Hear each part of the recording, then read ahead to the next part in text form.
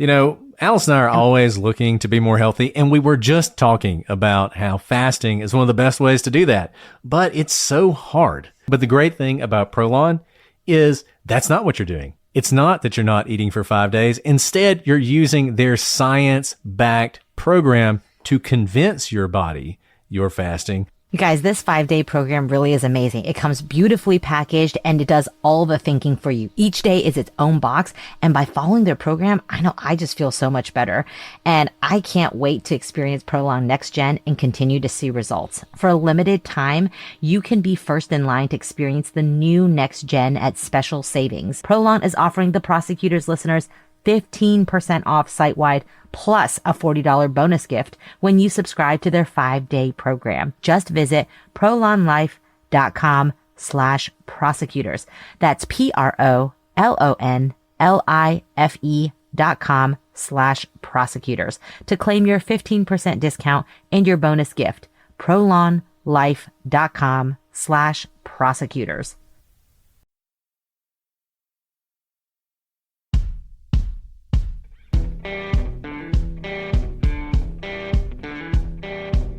I'm Brett. And I'm Alice. And we are the Prosecutors.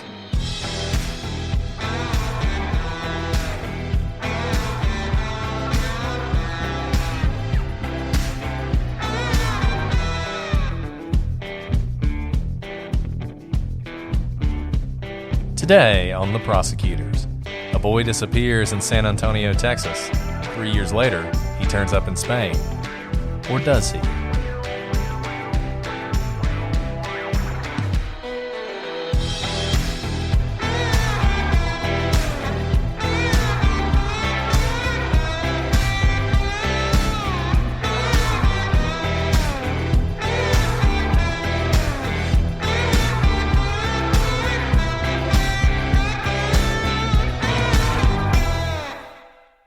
Hello, everybody, and welcome to this episode of The Prosecutors. I'm Brett, and I'm joined, as always, with my captivating co-host, Alice. Captivating. That's so nice. Yes, that was Beth. Beth suggested captivating for you, Alice. People are so nice. Thanks, guys, for helping Brett come up with words. I know. I was running out of words, so it's nice. It's nice. I appreciate it. And we have a captivating story for you today. See how I made that transition? Perfect transition. That was right? perfect. Great.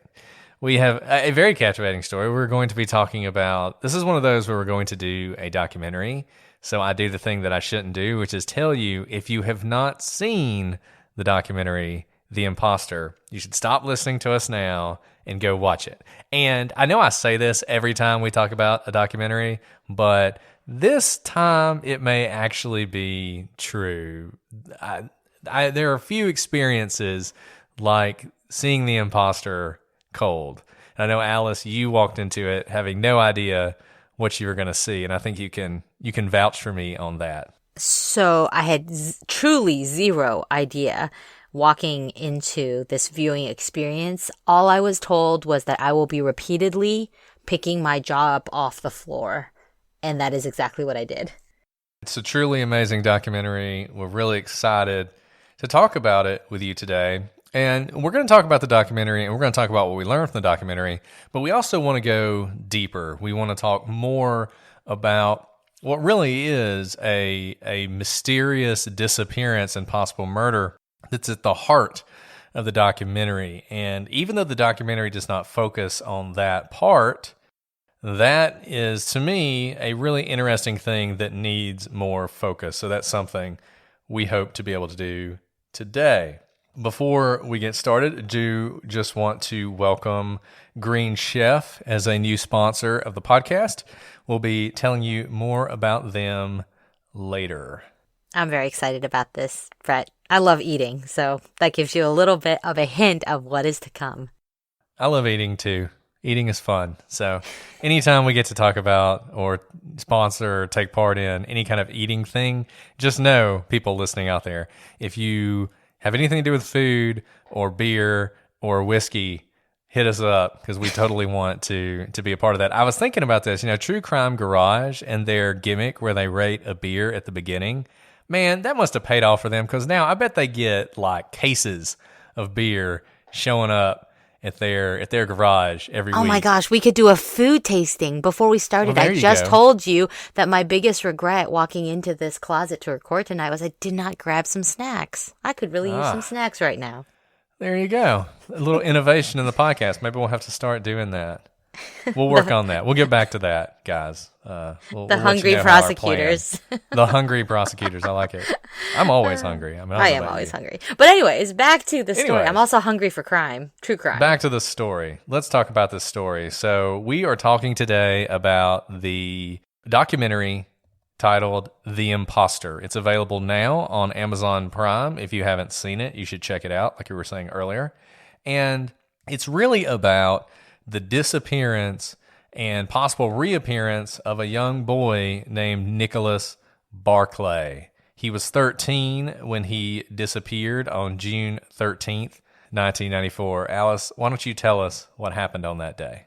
Sure. So on that day, Nicholas Barclay went to play basketball with his friends. And when he finished, he called his mom to pick him up. Now, his mom worked the night shift at the Dunkin' Donuts. Dunkin' Donuts is much better than Krispy Kreme, by the way. But because she worked the night shift, she was asleep when he called to be picked up. And instead of reaching his mom, Nicholas reached his older brother, Jason. And Jason didn't want to wake up his mom because she had been working hard and needed her rest. Instead, Jason told Nicholas to just walk home. Nicholas was never heard from again. Now, initially, both the family and the authorities thought that Nicholas had just run away. He had done it before. His family life was difficult, and several of his family members were involved in serious drugs. Nicholas had kind of a tough life. He had his run-ins with kind of authorities already, and this was not out of the realm of belief for him to have run away. So that's what everyone thought happened. But Nicholas never stayed gone longer than a day when he did run away in the past. And despite that, the family actually waited 3 days before they called the police to report that Nicholas was missing.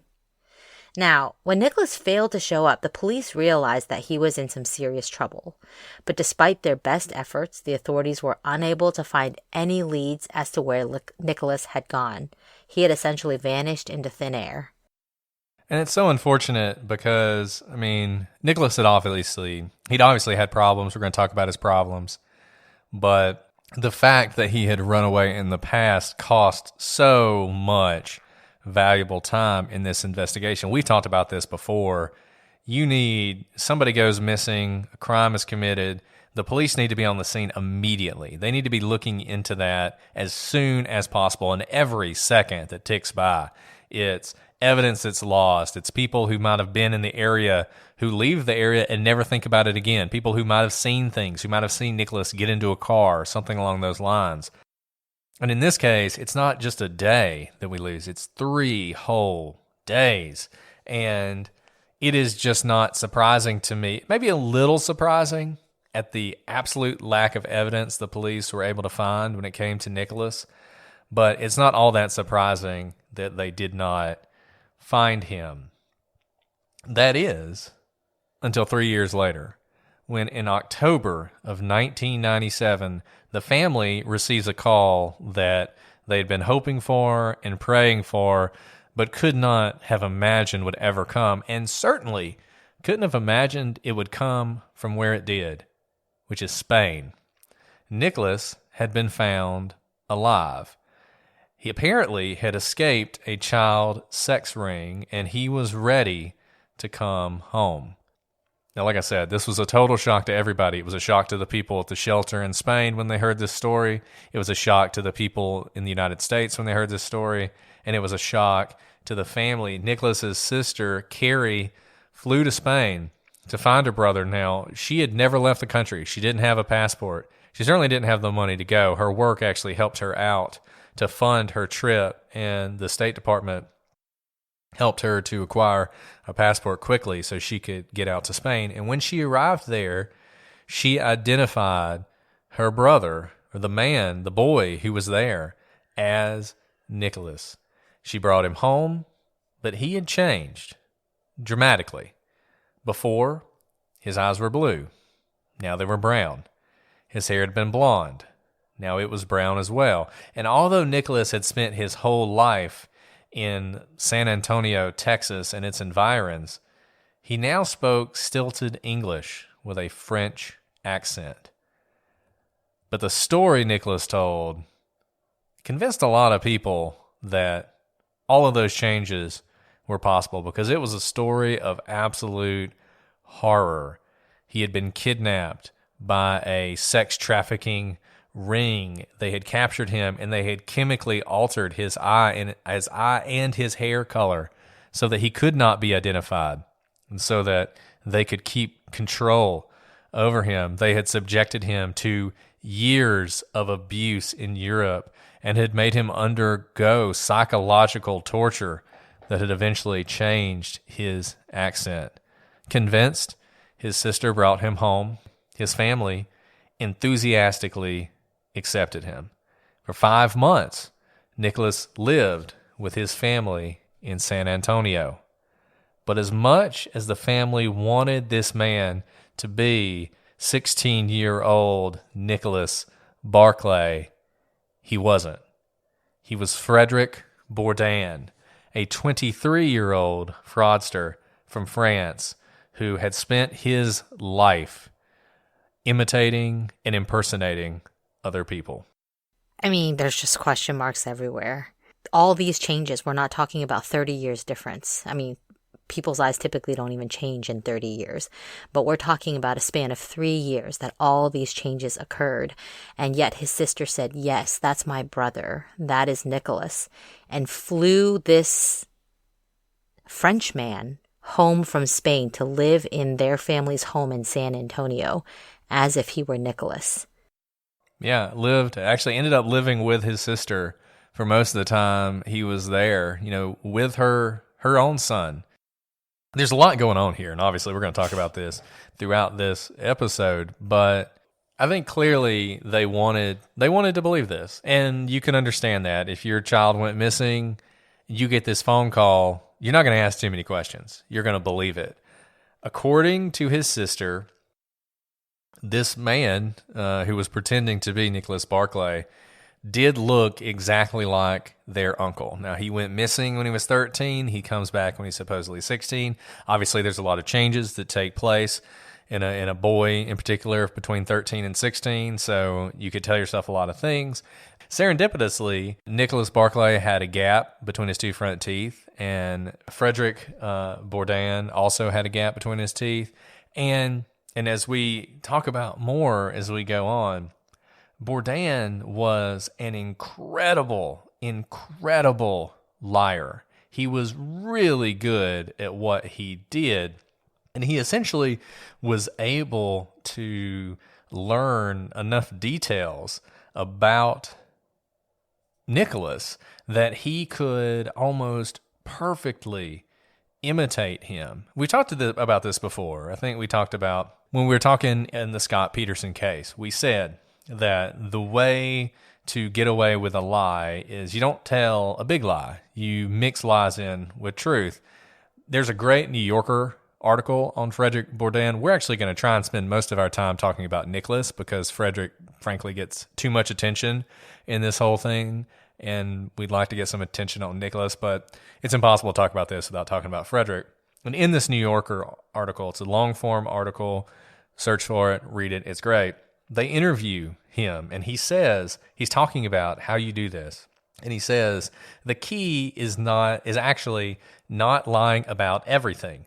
Otherwise, you'll just mix things up. Keep it simple. A good liar uses the truth.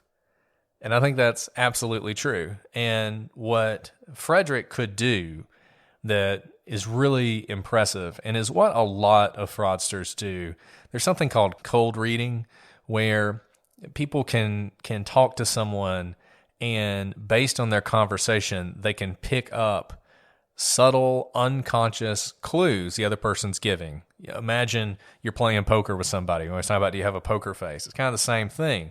And when he was talking to the family members, he would pick up on little stories and names and connections, and then he would be able to bring that all back and put it together. And then he would use that information to get more information, oftentimes from other family members. So he learned something from the sister, and then he brings that story up with, his mother. And through that, he's able to slowly build up this persona where he is Nicholas. And remember, again, I agree with you that when everyone talks about the Barclay disappearance, they really just talk about Frederick and not Nicholas. And I'd like to talk about Nicholas. But the thing with Bourdain is that this is not the first time he's done this. He has one of the longest rap sheets of identity theft I've ever seen. And not identity theft in the sense that you all may be thinking, where he steals someone's credit card number and pretends to be them in the virtual sense, but never having to assume their persona. He has taken on the personas of multiple people from multiple countries and fooled scores of people into thinking that he is someone else, someone who exists or existed at one time. And not only had he done this before, but he did it afterwards. In 2005, he did this in France when he was able to pass for a 16-year-old when he was 30. And he ended up at a similar situation. I think it was like a convent or a school for orphans or whatever. And he pulled that off for months until somebody saw a story about Nicholas Barclay and what he had done there, and realized that guy looks just like random name kid who's at our school. And so he did this all the time, and he was really good at it. But here's, as amazing as this story is, and watch the Imposter documentary, it is just shocking at every turn. If this is Frederick, then where is Nicholas Barclay? And as we often do, I think it's important to look at the timeline. So let's go to the timeline. June 13th, 1994, Nicholas is playing basketball, wants a ride home, is told to walk home, and then he disappears. Now, the timeline is a little bit fuzzy here. It's possible that Nicholas actually disappeared a few days before that, on June 10th, 1994, and that he wasn't reported missing until 3 days later. And I feel pretty confident now that this is right. You hear different things, like different places that I would read and different articles and different podcasts and the documentary. They say different things about when he disappeared. It seems pretty clear to me that he was reported missing on June 13th, but he actually disappeared on June 10th. And I understand why people may be confused, because you would think that a family typically will immediately report their 13-year-old child missing, but that wasn't the case here. Now, the next day, June 14th, there was actually a court date set for Nicholas Barclay, because as we had mentioned, he had a couple run-ins with the authorities. So he was supposed to appear in court on June 14th, 1994, the day after he was reported missing, which actually makes me wonder if the family waited until the last possible moment to report him, because he was going to be obviously not accounted for on the 14th. If the court was going to notice that he didn't show up, he would have been in contempt or just in violation of a court order to show up. And so they waited until the last possible moment, the day before, in order to report Nicholas missing.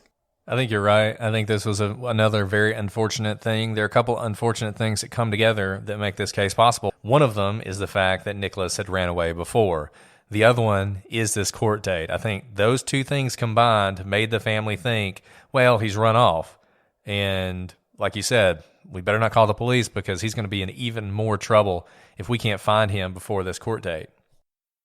Yeah, and this is just for some juvenile crimes he'd committed. He was a 13-year-old boy. Like we said, not all 13-year-old boys get in trouble with the authorities, but he did have some run-ins. And, he was around family members who were in trouble with the law at times.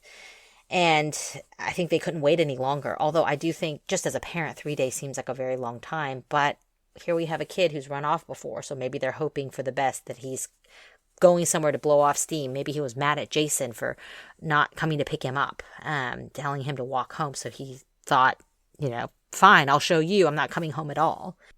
Now, what's interesting is Though Nicholas is reported missing on June 13th, 1994, several months later, on September 25th, Jason, Nicholas's brother, actually calls the police and says that he has caught Nicholas trying to break into their garage. But Jason reported that Nicholas was gone by the time the police got there. Yeah, and this is important, and we're going to come back to it. Right. Now, in October of 1997, so more than 3 years after Nicholas was reported missing, Nicholas is found in Spain. Now, as you've already heard from the story, it wasn't in fact Nicholas, but who the family and the world believes is Nicholas flies back from Spain, and for the next few months, who we think is Nicholas lives with his sister and her now ex-husband. Now, he assumes the life Nicholas was living as if he had just slipped right back into Nicholas's life. This Nicholas attends a local school, he meets a girl that he likes, and he seems to start to adjust to being back in San Antonio. But things are not perfect. He often fights with his sister's son, he threatens violence against his sister and his mother, and like Nicholas 3 years earlier, he runs away. Now, he gets as far as Oklahoma one time before the police find him and return him to the family. And it's interesting because this is what Nicholas was doing too, as we've talked a little bit about before. We're going to talk about more later. There was a lot of anger and violence in this family. So this, you might think, well, why wasn't that a red flag? Why didn't that make them think this isn't really Nicholas? If anything, it probably reinforced it. It probably was like, this is how Nicholas was before. Just imagine what he's going through now. It's only going to be worse. So none of this raised any red flags for them. In fact, they probably thought, well, of course, this is completely in character with what Nicholas would do. Now, in February of 1998, so about 5 months after Nicholas comes back from Spain to live with his family in San Antonio, the FBI obtains blood samples that prove Nicholas is not, in fact, Nicholas, and we still do not know where Nicholas Barclay is. Shopify is a platform built for growth, whether you're just starting out or already running a thriving business. From managing inventory to creating a seamless checkout experience, Shopify is designed to handle it all.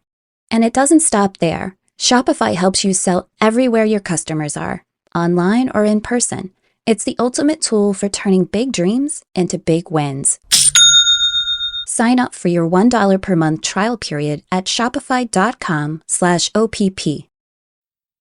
If you're looking to streamline your audio advertising buys and maximize your revenue, look no further than Triton Digital's programmatic audio advertising exchange, A2X. The private exchange consists of only licensed broadcasters and top-tier internet radio publishers, assuring the quality inventory and brand safety you can trust. Visit www.tritondigital.com to learn more.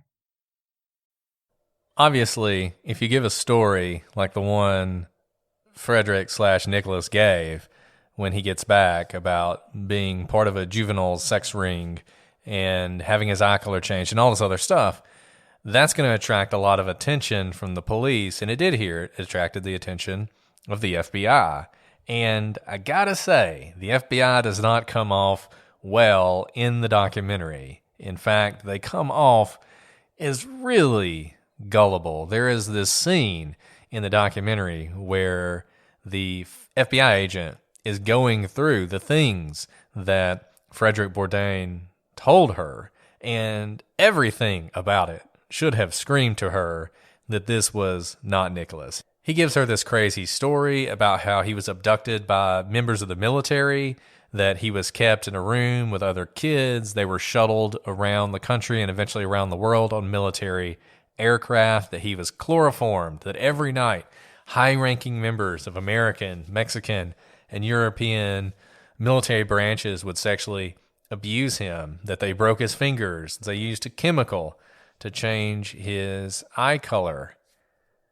But rather than tipping her off, this just sort of horrifies the FBI agent, and she's convinced that no one would lie about all this or make all this up. And so she seems to be convinced that Nicholas is telling the truth.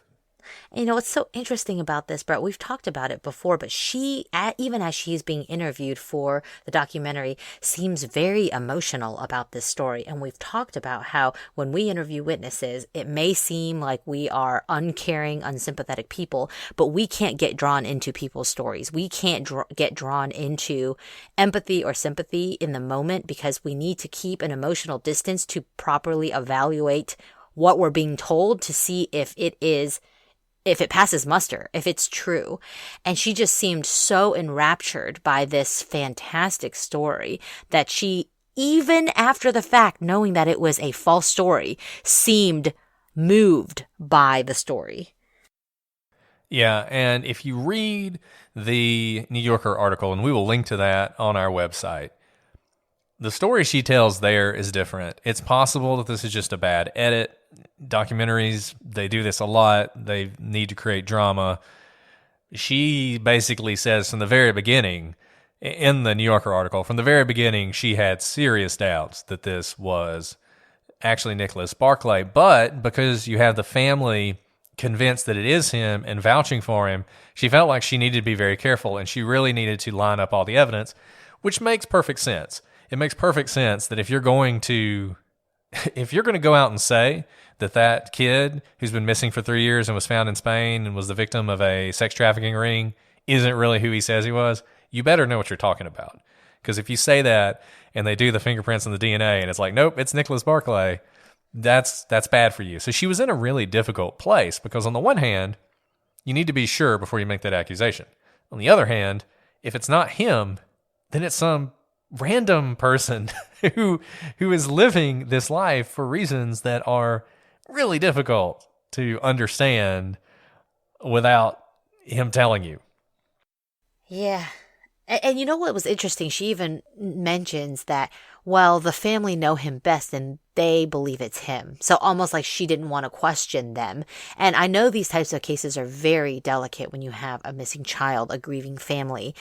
I can't even imagine if someone told me that I didn't know my own child. I would say, no, that's definitely my child. And so I understand that it's a delicate situation. But again, that's the investigator's job, is to assess the facts. Right. And eventually, what it took for this to fall apart was a private investigator and the old television show Hard Copy. I don't know if you guys remember Hard Copy or not, but back in the 80s and 90s, I think it was Hard Copy and Inside Edition, and there might have been one more. And they were these sort of news magazine type shows, kind of like TMZ almost, but a little bit more newsy. But all the stories were like this. They were all these dramatic, crazy stories. And Hard Copy decided to do a story on Nicholas Barclay, which makes sense. And we'll talk about that in a second and how that unravels everything. In the meantime, the FBI is still looking into this, and they eventually take Nicholas to Houston to be evaluated.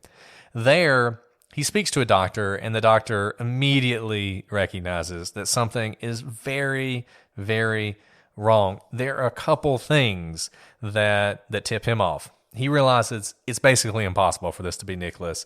He isn't showing any of the signs of the kind of trauma he is describing. So he's saying the words, he's describing what happened to him, but he's not showing any of the effects.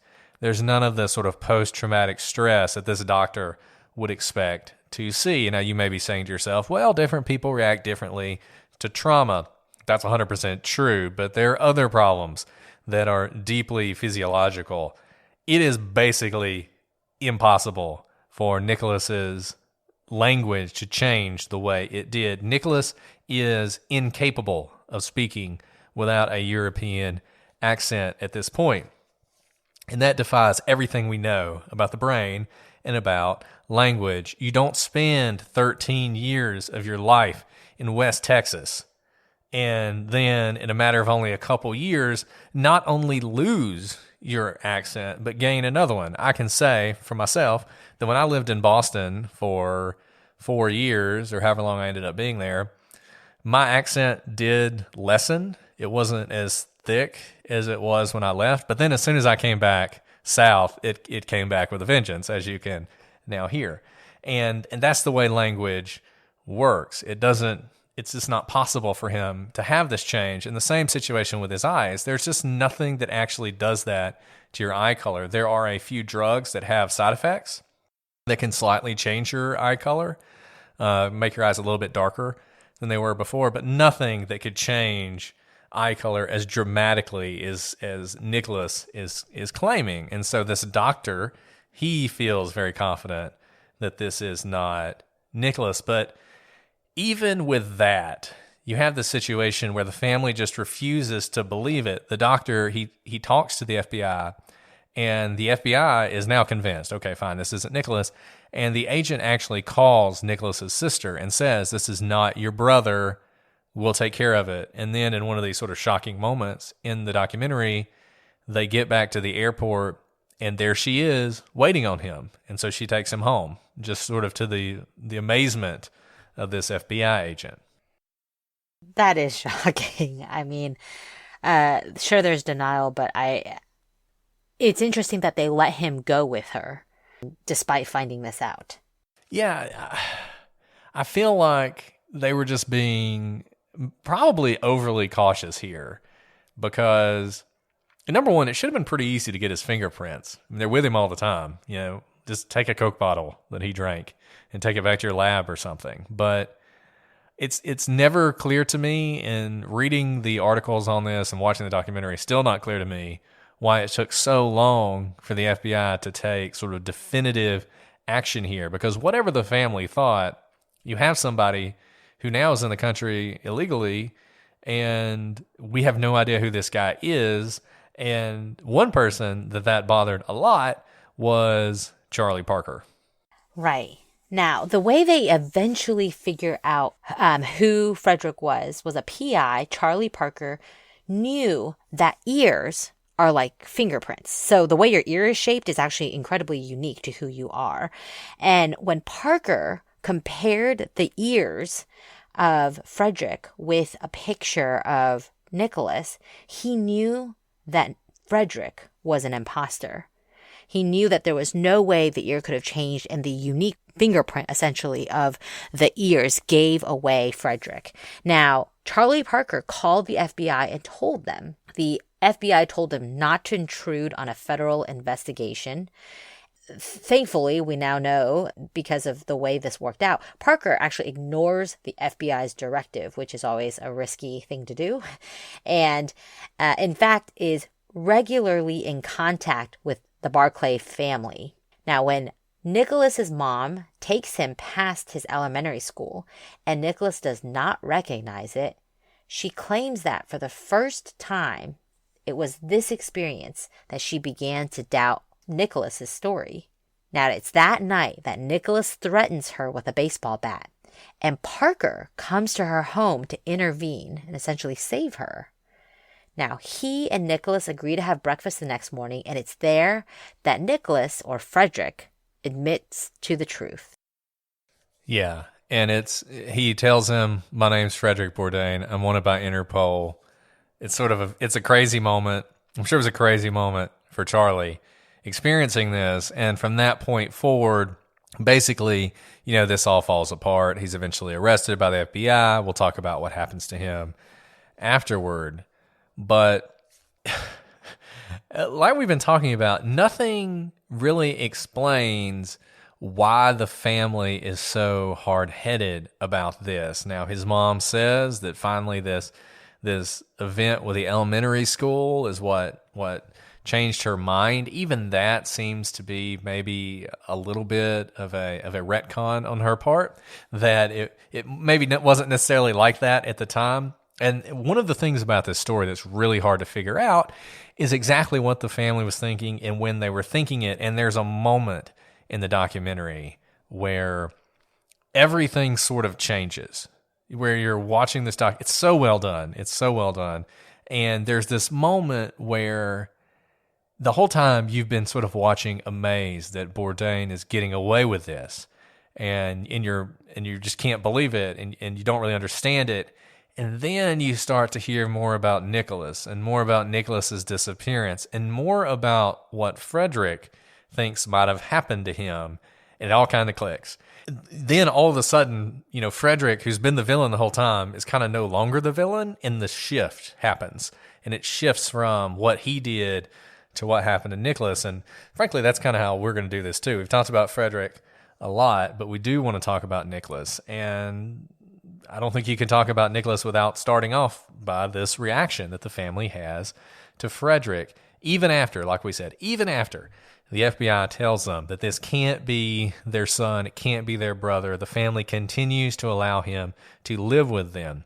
They refuse to give blood or DNA for the family to test.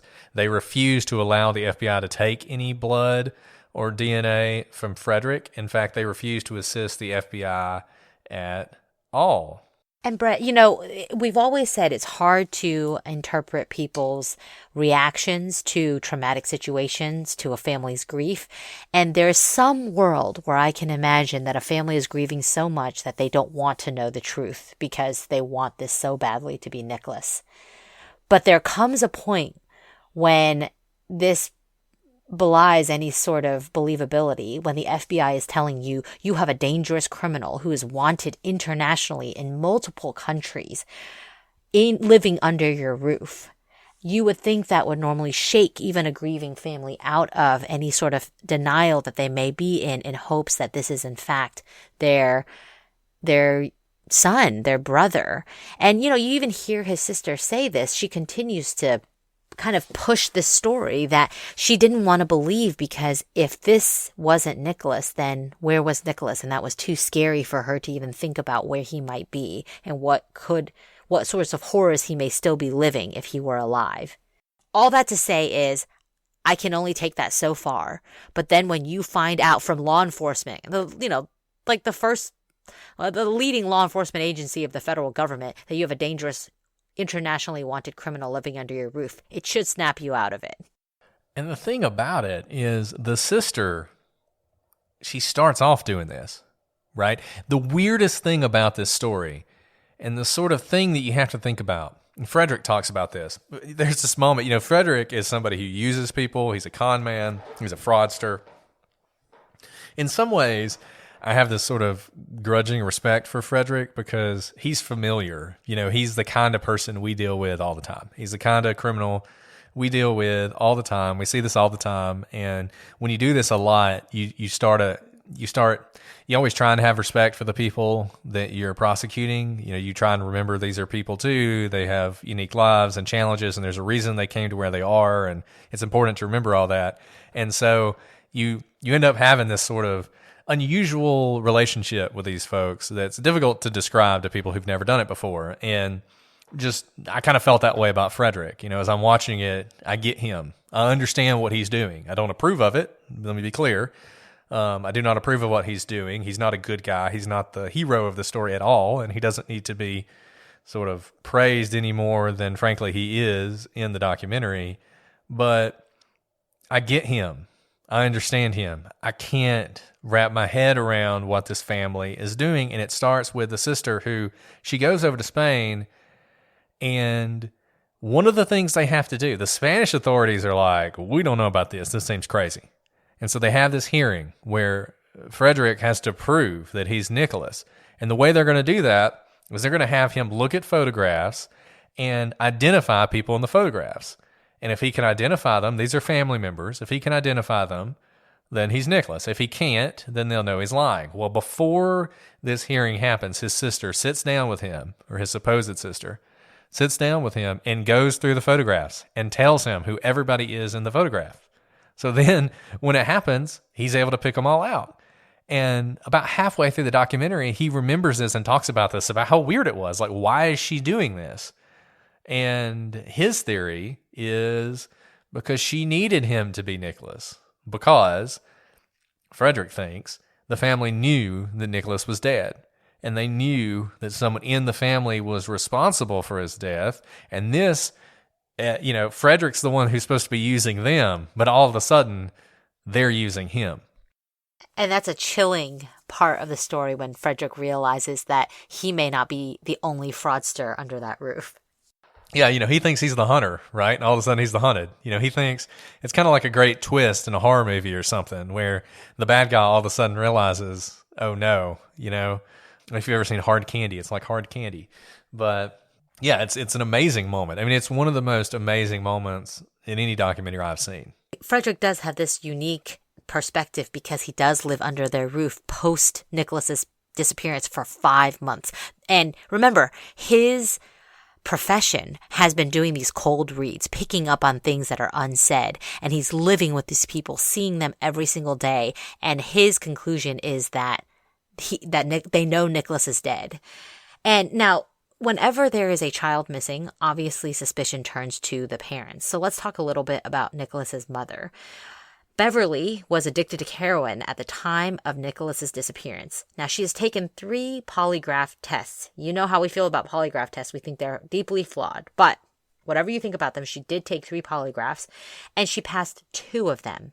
On the 3rd test, the polygraph operator said she lied so much that the machine practically jumped off the table. Beverly just claims she was nervous. She wasn't lying, she was just so nervous. But it might be that, after 3 times, she can hold it together for 2, but by the 3rd time, you kind of get worn down. This is a tactic in interrogation, by the way. You get asked the same question repeatedly over time because you get tired and you let your guard down.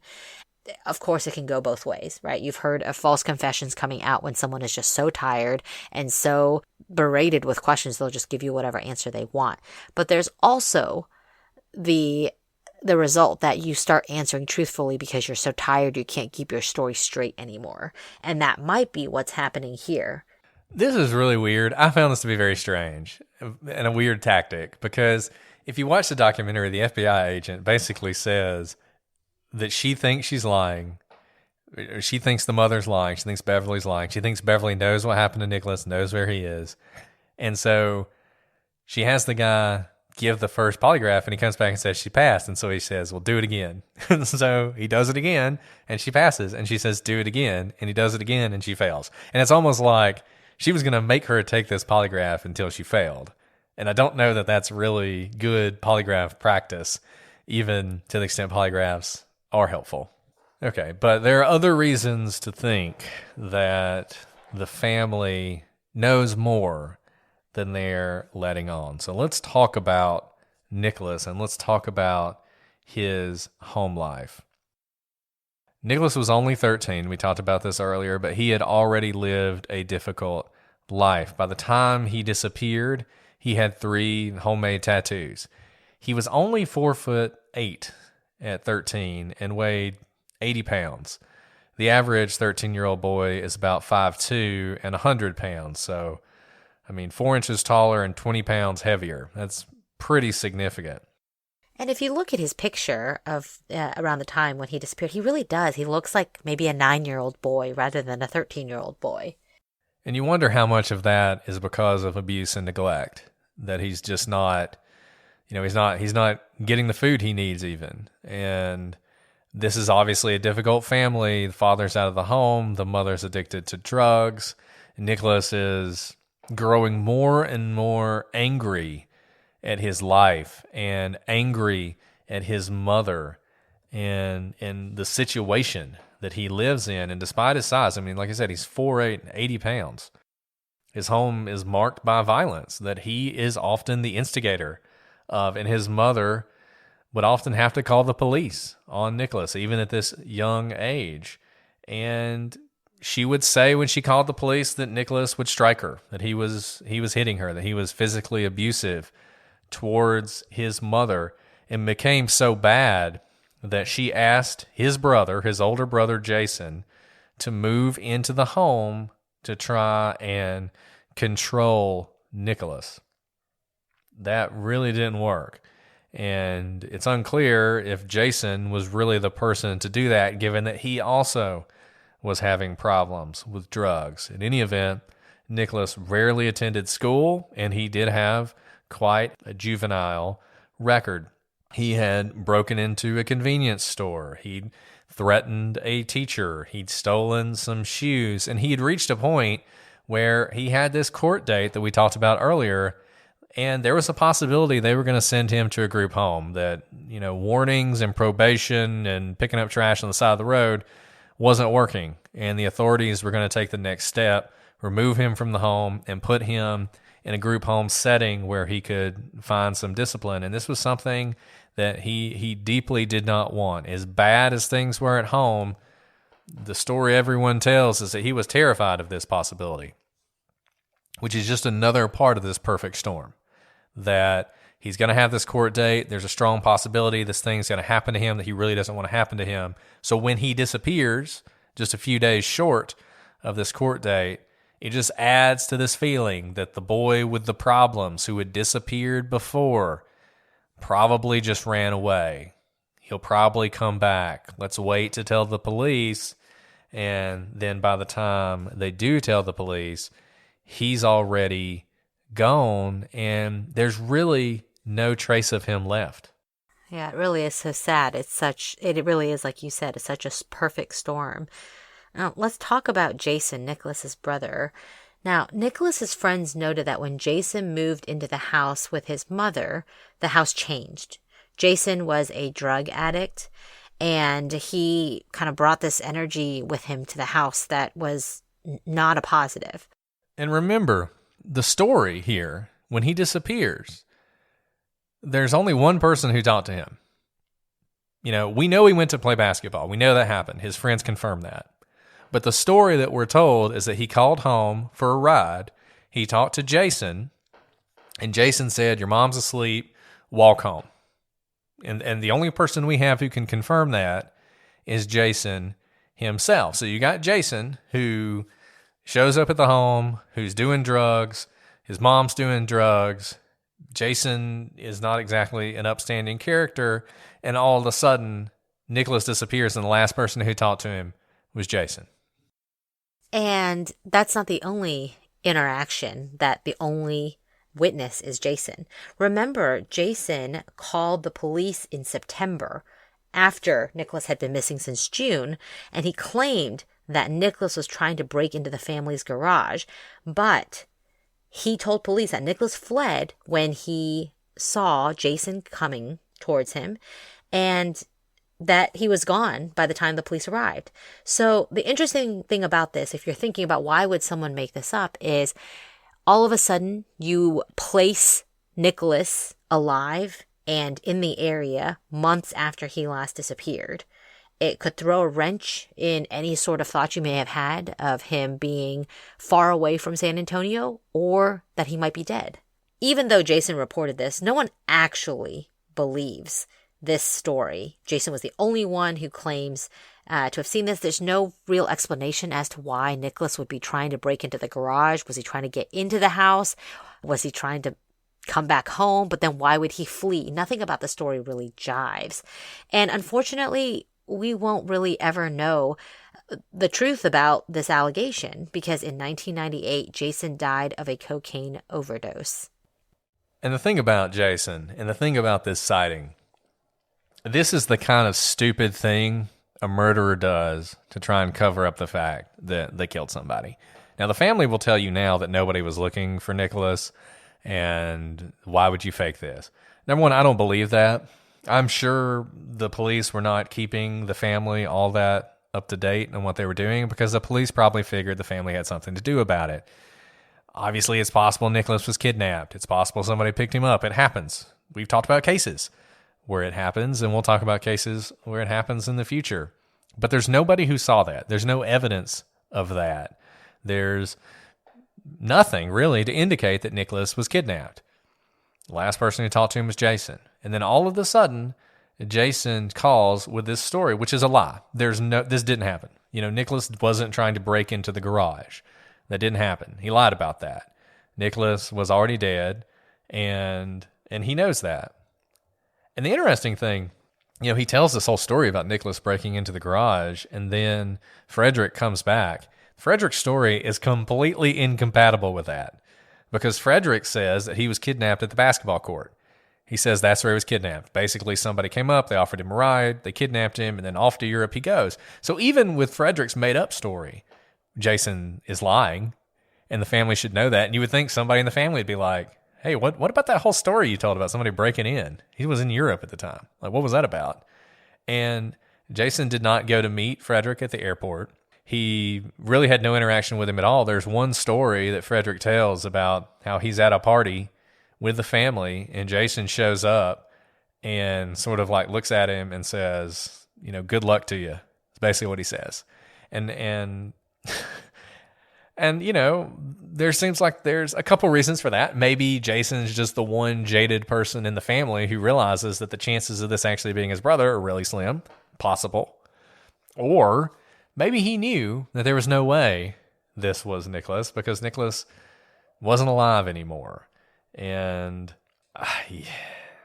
that's the thing that makes the most sense to me. Obviously, we know that Frederick is a fraudster, and he had probably more lies come out of his mouth over the course of his lifetime than truths. But speaking about what he observed in that house and what he thought happened is compelling. You have to take it with a grain of salt because we know his profession is lying, but still, he saw how the family interacted. And when you kind of dive into what each of the family members are like around the time of Nicholas's disappearance, there should be alarm bells going off. There's something going on. Things don't add up. So what are the prosecutor angles here? We have a boy who we don't even know exactly what day he disappeared on.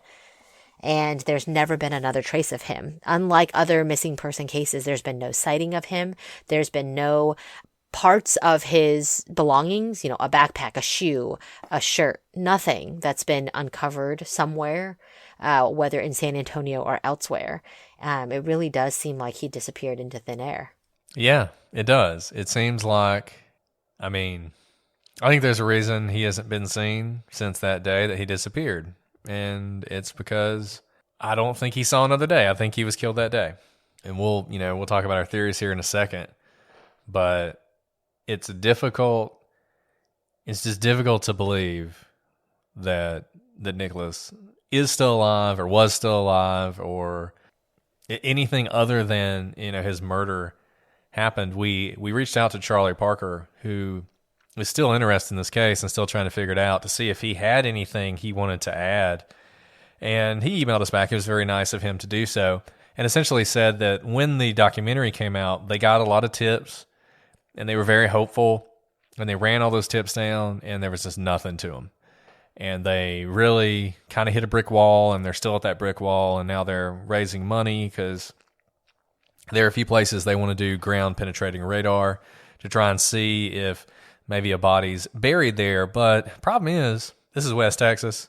We've mentioned San Antonio, but really where they are, it's not even San Antonio. It's not even the city. It's sort of the rural area outside of San Antonio. And if you wanted to get rid of a body in that area, I think there are so many places you could do that the chances that if Nicholas was murdered and his body's disposed of at the time, I guess it's just not all that surprising to me that he has not been found. And remember, Brett, for the 13 years of his, life that was accounted for, he couldn't stay under the radar, right? He was always on the authorities' radar. He couldn't get away with stealing shoes. He couldn't get away with breaking into stores. He couldn't get away with truancy. He was always caught because he was 13. And for him to completely disappear and never have another run-in with anyone, whether with the law or with, just people on the streets to see him and recognize him, is a huge flag to me that he is, like you said, dead. He would have still been 13, 14, 15, still very young in terms of savviness of avoiding detection, avoiding authorities. It's just unlikely that he has never been detected by anyone, hasn't shown up on anyone's radars, when the first 13 years of his life, he was on the radar all the time with the authorities. Yeah, people, and we talked about this before, but whenever somebody disappears, there's always somebody who says, well, maybe they ran off and started a new life. And you could say that about Nicholas. Nicholas had no money. He's 13 years old. He didn't run off and start a new life. He was either kidnapped or murdered. And that was the other thing. He's not a 13-year-old who could pass as an adult. Someone would see him shopping in the grocery store and say, where's your mom, little child? Because he looked like a little child, not like a teenage boy.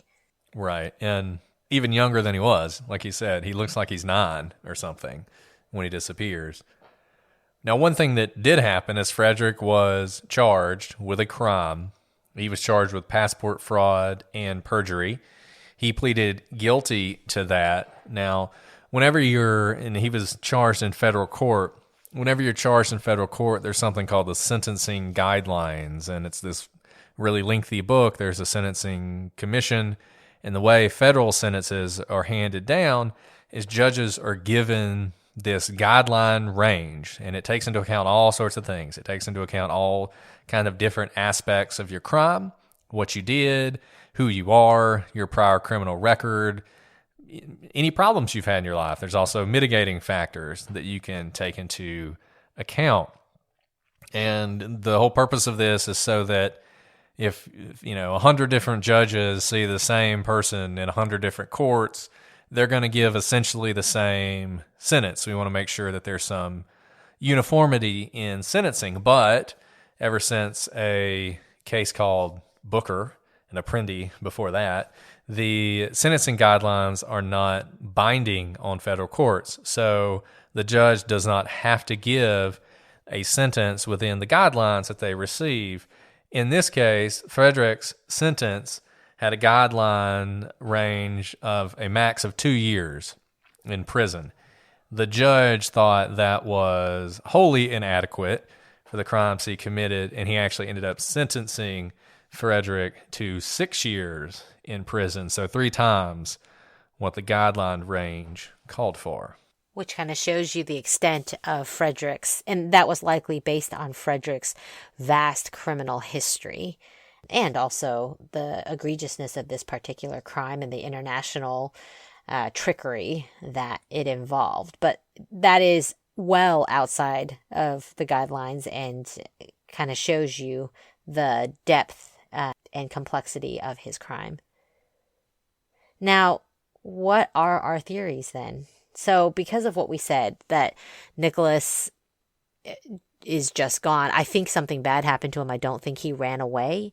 And so really we're left with 2 theories. And the first one I don't think is very likely, but it's that Nicholas was kidnapped. So he was walking home from the basketball game, and though it's only about a mile or 2 from his house, someone sees him, somehow gets him into his car or offers him a ride, and instead they kidnap him. The problem with this is that no one sees him getting into a car. Remember, he left a basketball game with friends. There were people around. No one saw him get into a car. There were no reports of an individual also leaving town or driving through town. There's no spotting of Nicholas elsewhere. So while, of course, it could have happened, there's just absolutely no evidence pointing to it except for the fact that Nicholas is gone. It's just hard to support a theory that just doesn't have any evidence. I mean, the only reason this even is a theory is because this happens to people, right? I mean, he's a 13-year-old boy. He's out by himself. He's walking home. Kids get kidnapped. It happens. There are famous cases. Johnny Gosh is a good example of, a car drives up, grabs a kid, and drives away. But in that case, like most cases, there were a lot of witnesses who saw that. The notion that he disappeared into thin air with no evidence whatsoever is just kind of hard to believe. It's kind of hard to believe that happened. It's impossible to prove it did not happen. It may very well have happened, but we have no reason to think it did. There's really no reason to think it did. And frankly, the only reason to even think it's possible is because Nicholas's brother reported that this is what Nicholas was going to do, that he was going to walk home, that he was going to be in a situation where something like this could happen. And that brings us to the other theory in this case, which is that Nicholas's brother killed him, that Jason murdered Nicholas. And I think that's what happened. I think Jason did murder Nicholas. And I think the family probably either knows that that happened or strongly suspects it. We know in the weeks after Nicholas disappeared, the police were called to Nicholas's home a lot. There were a lot of domestic disturbances between Jason and his mother, where the reason given was that they were fights over the fact that Nicholas was missing. Now, the way they would spin it is she was just upset. He should have gone to get him. He didn't go get him. He disappeared. That's possible. But what ended those fights was Jason saying that he saw Nicholas. This story that he tells about Nicholas breaking into the garage, that was sort of the culmination of that. And look, I think the real story of the imposter, if you watch it, is that this is a fraud that could only come off if the family allowed it to happen. It's certainly the case that anyone would want to believe that their son was alive, but this level of self-delusion is on a stage and a level that is almost impossible to imagine. And we talked about this earlier. The genius of the documentary is not just in the telling of the story of Bourdain, but it's the moment where everything turns and you can see Frederick realize this insane world that he's gotten himself into. That he's the fraudster who's now all of a sudden in the midst of a fraud, and he realizes that Nicholas is dead, that Jason knows that Nicholas is dead, and more importantly, that probably at least some members of the family know it too. I don't know that the sister knows it. I don't know that the mom knows it, though I think there's a reason she ended up failing that one polygraph. And, the only person who never treated him like he was Nicholas was Jason. Jason never bought in to the lie. And he would later tell the FBI that the reason he didn't treat him like Nicholas is because he didn't believe he was Nicholas. The FBI thought he was involved. The police thought he was involved. They were all coming around to this idea that Jason had killed Nicholas. Obviously, Charlie Parker thought that as well. And almost immediately after that became obvious, Jason died of a drug overdose, an overdose that most people believe was essentially a suicide. And I think Frederick kind of summed it up best when he said, quote, "Some of them did it, some of them knew it, and some of them chose to ignore it." Brett, I think that is very likely what happened, and how deeply sad it is for Nicholas, because no matter how troubled he was, no matter how much trouble he was in with the law, at the end of the day, he's just a 13-year-old boy. And you look at this photo of him, and he's just a young boy, dealt a hard hand. And to think that his family may have known that he was murdered and was covering up for it is just so deeply sad for him, as no one really knows his story. And your family is who's supposed to, keep the light burning for you, metaphorically. And here they are trying to snuff it out so that no one can find out the truth. And it's sad because even now, his story isn't the one that's told. It's always Frederick's story. Everything's told through the lens of Frederick. And that's one thing we wanted to try and do, was talk more about Nicholas. It's hard to do because it's hard to find any information about Nicholas.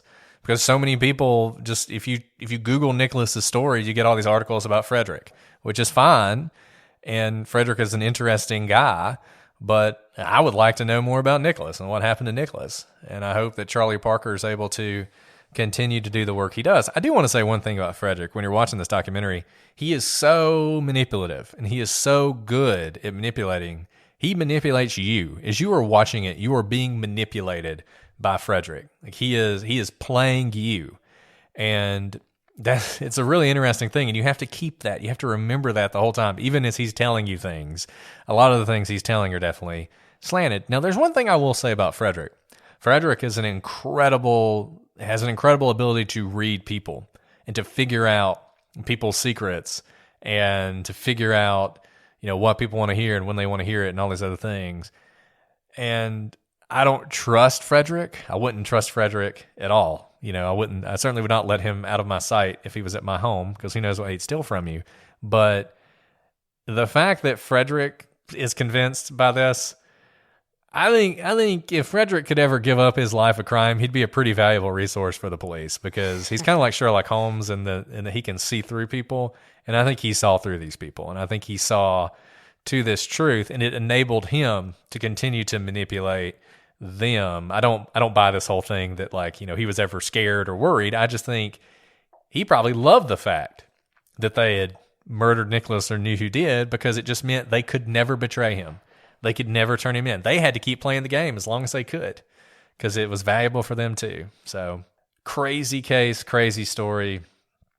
Hopefully one day there's some resolution and we find out what happened to Nicholas. Hopefully Charlie Parker will be successful in his efforts as he continues his search. I know you guys have to have thoughts on this one. Please reach out to us, prosecutorspod@gmail.com, @prosecutorspod, for all your social media favorites, Facebook, Instagram, Twitter. Go hang out on the gallery on Facebook and talk about this case. We swing by there every now and then if you want to get ad-free episodes. And also, another thing we do if you're on Patreon, not only do you get ad-free episodes, but if it's a multi-part series, this is not one. We actually did one episode for once. You can binge those. You get all the parts at the same time. So that's a big deal, guys. We drop them all at one time. It doesn't mean you have to go maybe a couple weeks without new episodes. You have to balance things. But if you like to binge, that's one way you can do it. Shout out to our good friend Hannah Hill, who I'm glad she has recovered from her bout with COVID. And she was still doing artwork for us even as she was going through COVID. And I tried to keep her from doing that, but she's just too committed to her art. So she kept doing that. So shout out to her. Please support her. Go check her out at Serious Moonlight on Instagram. Also support our sponsor for this show, Green Chef. Well, Alice, is there anything else we need to talk about before we sail off into the sunset? No, but I can't believe that we actually did an entire case in one episode this time. I know. It was very difficult for me to keep all my random stories out of this one, but I'm proud of us. I'm very proud of you, Alice. Well, until next time, Brett. Until next time. In the meantime, keep leaving those 5-star reviews on Apple. We love to see those, but we will see you guys next week with a new case, new questions, and new answers.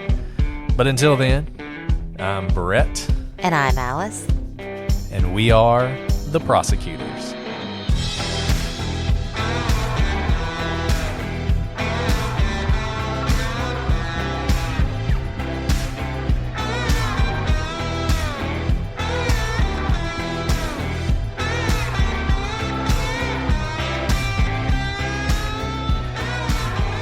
Try not to be arrogant in this one. Is that what we are? Arrogant? Full of ourselves?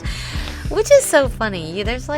You're like the least arrogant person I know. Oh, maybe I'm arrogant, but maybe you're you the are. least arrogant person I know. Maybe I am. Maybe we're both arrogant and can't see it. Maybe. That would be what an arrogant person would do, right?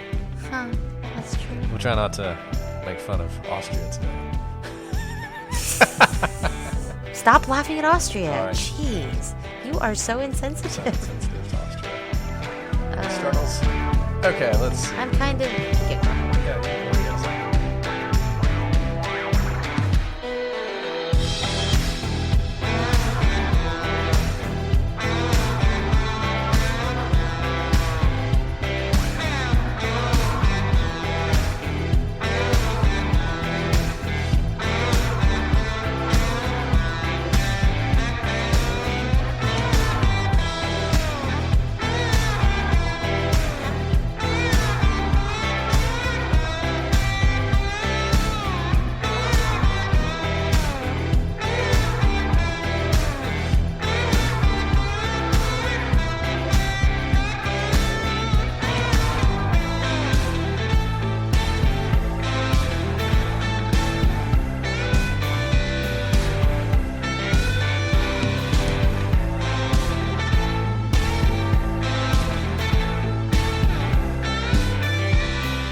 Nothing. I was just going to say that I regret my decision not to grab a snack before I came in my closet.